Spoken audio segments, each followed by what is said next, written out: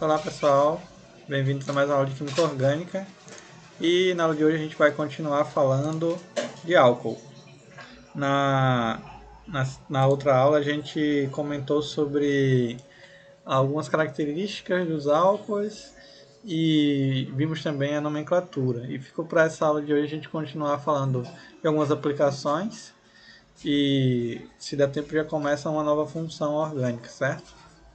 Então vamos falar da aplicação mais comum, que é a utilização tanto para bebidas quanto para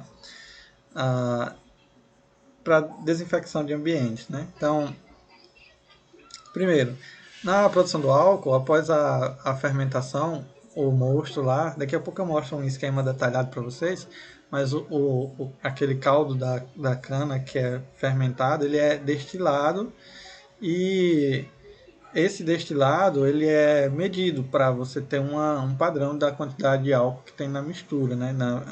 O álcool que a gente compra, na verdade, é uma mistura de álcool com água. Então, normalmente esse álcool ele vai numa proporção de 96% de álcool, 4% de água. Por isso que ele é graduação 96. E a escala que é usada é uma escala chamada Gay-Lussac, que é em homenagem àquele Gay-Lussac, o Joseph Louis Gay-Lussac, que tem os estudos de sistemas gasosos, certo? Então, essa escala é usada para medir a concentração das misturas álcool-água. Você já deve talvez ter percebido quando vai abastecer algum veículo com álcool, do lado da bomba de álcool tem como uma ampola de vidro, é, mais ou menos desse jeito aqui, ó. Isso aí é um medidor, é um densímetro, né? Ele mede a densidade, que é chamado de alcoômetro, para saber a proporção de álcool e água que tem no sistema. Então, quando o valor é zero grau Gay-Lussac corresponde a água pura, e quando é 100 corresponde a álcool puro, certo? Então, essa figura não está muito boa, mas o que está medindo aqui é mais ou menos 70, que é o álcool comum que a gente consome, que compra na farmácia e tudo mais, que é usado para desinfecção de ambientes, para alguma utilização no dia a dia. Então, veja que o equipamento que é que ele faz. Ele basicamente é um tubo de vidro um pouco diferente. Ele é colocado na mistura e aí, dependendo do valor que ele dá aqui, você sabe a proporção álcool-água. Quanto mais próximo do 100, mais álcool tem na mistura, certo? Ah, o álcool, o álcool na nossa vida é muito mais comum do que a gente imagina e existem formas mais populares de denominar alguns compostos, né, do que a nomenclatura oficial que a gente viu na outra aula. Então, por exemplo, álcool anidro e álcool desnaturado são termos bastante comuns, né? O álcool anidro é o álcool absoluto. Praticamente não tem água. O que é obtido na indústria, na destilação, ele tem aí uma proporção de 4% de água. E aí, para que ele possa ser usado na mistura com a gasolina e para o combustível, ele sofre um outro processo de destilação para eliminar os resíduos de água ou algum composto químico utilizado como agente secante, algum sal, mas aí seria mais caro. O álcool desnaturado é o álcool comum, ao qual são adicionadas substâncias de cheiro e sabor desagradáveis. E isso é feito para que o álcool industrial, né, sobre o qual incidem impostos mais baixos, não seja desviado de fabricação de bebidas. E veja só, a gente tem o álcool anidro normal e tem esse álcool desnaturado. Esse álcool desnaturado ele é mais utilizado na questão dos combustíveis e por isso ele é adicionado algumas substâncias para alterar o cheiro e sabor para que ele não possa ser utilizado para produção de bebida, porque imagina você comprar álcool com a taxação de imposto muito baixa e usar para fazer bebida e ganhar isso no valor da bebida, né? As indústrias poderiam tentar algum esquema para burlar o sistema de impostos do país, né? Ah, o álcool comum que a gente consome ele é usado como solvente para tintas, vernizes, perfumes, uma série de aplicações. A principal aplicação ainda é na questão dos combustíveis, tanto no combustível, no álcool realmente para veículos flex, quanto na adição da gasolina. Aqui no Brasil é obrigatório o uso de álcool adicionado à gasolina. Né? Quando a gasolina sai da refinaria, ela sai com 27% de álcool. É obrigatório essa porcentagem por conta de políticas ambientais e ele também é usado na obtenção de vários outros compostos, principalmente o vinagre, né, o ácido acético. É uma reação bem simples, é só basicamente oxidar o álcool ele vai se transformar em vinagre. Por exemplo, o vinho, o suco da uva, quando fermentado, ele produz álcool e por conta disso produz o vinho. E se você deixar o vinho muito tempo aberto, num ambiente propício a isso, ele vai oxidar e se transformar em vinagre. E aí, essa é uma rota interessante para a produção de vinagre. A produção de bebidas alcoólicas, que é uma indústria que cresce muito e que tem muita viabilidade econômica. Então, de modo geral, as bebidas podem ser classificadas em não alcoólicas, que são basicamente, e não alcoólicas são basicamente refrigerantes, né? Refrigerantes nada mais é do que uma solução que tem açúcar, corante e essência. Nada mais do que isso. Não tem nutriente, não tem nada. Também não serve para muita coisa. Ah, e nós temos, além das bebidas não alcoólicas, nós temos as bebidas alcoólicas. E aí nós dividimos esse tipo de bebida em dois tipos: as fermentadas e as não fermentadas. As não fermentadas são os licores, que é uma mistura de água e álcool que contém açúcar, corante e essência. Então, basicamente, o álcool já vem pronto, é adicionado à bebida com corante, essência, água e tudo mais. E nós temos as bebidas fermentadas. As fermentadas elas são classificadas de duas formas: as não destiladas e as destiladas. As não destiladas aí se encontram vinho, que é obtido pela fermentação do suco da uva, a champanhe, que é obtido pela fermentação do suco da uva na própria garrafa. No caso da champanhe, existe o método Charmat, que é utilizado para a produção desse tipo de bebida, onde uma parte do fermentado ele produz o álcool e depois que ele é engarrafado, uma outra parte é adicionada a uma outra parte para que ele possa fermentar depois de ser engarrafado, para produzir aquelas bolinhas que os espumantes têm. No caso do vinho, você tem o vinho tinto, que é de uva tinta, de uva roxa, e o vinho de uva branca, e aí tem o vinho branco. Então, no caso do champanhe, é o destilado da uva. Né? A cerveja, que é basicamente a fermentação do malte e lúpulo, e aí a gente obtém esse tipo de bebida. E no caso das destiladas, nós temos a aguardente, que é a cachaça, quer dizer, aguardente que pode ser a cachaça, nem toda aguardente é cachaça, só é cachaça se for produzida no Brasil, que é obtida através da fermentação do caldo da cana. Né? Nós temos o uísque, que é obtido através da fermentação de cereais, conhaque, que é obtido através da fermentação do vinho. Então, nós temos alguns outros tipos de destilados também, por exemplo, a tequila, que é um destilado de um cacto que é produzido no México, o saquê, que é um destilado de arroz. Então nós temos vários tipos de bebidas e basicamente todos os cereais podem produzir álcool e, portanto, todos eles podem produzir bebidas alcoólicas. Para a produção de cerveja, tem esse esquema que eu achei aqui, que é bem interessante, é bem didático. Vejam só. A primeira coisa, você tem a cevada, ela é macerada e dissolvida em água. Depois disso, ela passa 7 dias nesse tanque aqui para germinação. Esse processo de germinação é importante porque é onde é produzido o açúcar do grão, né? E aí, depois disso, ele tem o processo de secagem. O malte ele é seco ao ar quente, né?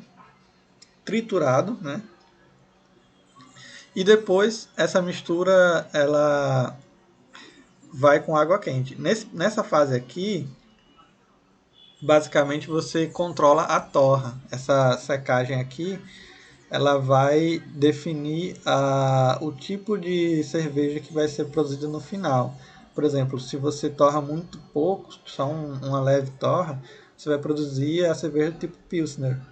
E à medida que você vai aumentando a torra, você produz as cervejas mais escuras até a cerveja preta. Então, dependendo da torra, você vai ter uma cor diferente da bebida. Depois da mistura aqui com água quente, ela passa por um filtro, né, a depuração, que separa um mosto açucarado. Depois, nesse tanque aqui, é a fervura, a mistura do mosto que foi produzido aqui é adicionado a lúpulo e depois de fervida ela é filtrada e aí ela passa pelo processo ela vai direto para o processo de fermentação, que é onde ocorre a produção do álcool, né?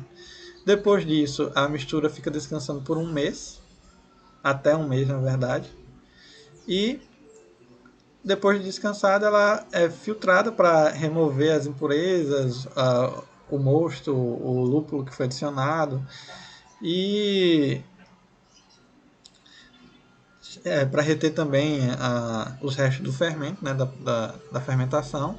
Depois ela é acondicionada em barris ou garrafas e aí pode ocorrer o processo de pasteurização. O processo de pasteurização é simplesmente para conservação, para aumentar o período de conservação. Nesse processo, basicamente, você aumenta muito a temperatura e depois diminui drasticamente e aí você consegue eliminar micro-organismos que porventura estejam presentes no sistema e aí você tem a bebida pronta para o comércio, certo? No caso das graduações, do teor alcoólico, a gente tem aí bebidas não destiladas, como a cerveja.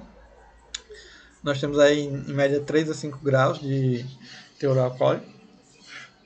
E aí nesse tipo de bebida nós podemos utilizar como matéria-prima cevada, lúpulo, arroz, cereais maltados, água e fermento. A cidra, que vai de 4 a 8 graus. E aí a matéria principal é a maçã. Vejam que ela é semelhante ao champanhe, não porque ela é de uva, mas sim porque ela é de maçã. A champanhe, que é a fermentação da uva, né? Ela tem um teor de 11, um grau de 11. E o vinho, que vai até 12, que é de uvas, a fermentação de uvas. Isso aqui é na garrafa, isso aqui é em tonéis, normalmente barris de carvalho ou algum outro tipo de recipiente. No caso das destiladas, nós temos aí aguardente de cana, que vai de 38% a 54%. Nós temos o conhaque brand, que vai de 40% a 45%. Gin, de 40% a 50%. Tequila, de 40% a 50% também. E aí nós temos essas outras aqui. E, bom, sabendo disso, vamos fazer mais um pouco de exercício de nomenclatura e aí na próxima aula a gente continua. Vamos primeiro fazer um pouco da nomenclatura do álcool. Lembrem, deixa eu colocar aqui uma estrutura. Veja só, vou colocar aqui. Primeira coisa, isso aqui é um álcool porque deixa eu aumentar. Isso aqui é um álcool porque essa estrutura aqui, eu tenho um carbono saturado que tem o grupo OH ligado a ele, certo? Então aqui eu tenho um carbono e aqui eu tenho um OH. Aqui, ó, a estrutura. Então, ó, esse carbono aqui, ó, tá ligado a dois hidrogênios, um outro carbono e o oxigênio aqui, ó, dessa forma, certo? Para eu dar o nome desse composto, eu tenho que começar a numerar a minha cadeia do carbono aqui, ó. Então, deste carbono, 1, 2, 3, 4, 5. 5 carbonos. 5 carbonos, o prefixo é pent. Só tenho ligação simples, então o infixo é an. E aí, no carbono de número 1, eu tenho esse OH, que representa o álcool. Então, 1 ol. Pentan, 1 ol, porque o meu álcool está no carbono de número 1. Se por acaso eu adicionar aqui uma ramificação, eu preciso colocar o nome dessa ramificação. Então, o nome da ramificação vem antes da cadeia principal, certo? Minha cadeia principal ela vai aqui, ó, meu carbono número 1. Então, no carbono número 2 eu tenho um radical aqui, ó, que tem um carbono. Ó, deixa eu girar isso aqui. Aqui, ó. Aqui eu tenho um carbono, certo? Então, um carbono é metil. Então, eu vou aqui no carbono de número 2, ó, 1, 2, eu tenho um radical metil. Então, 2-metil, pentano, 1-ol. Se eu tiver outra ramificação, digamos que... Deixa eu colocar isso aqui. Vou colocar uma ramificação com 2 carbonos. Aqui, ó. Então, agora eu tenho mais uma ramificação. Deixa eu girar aqui.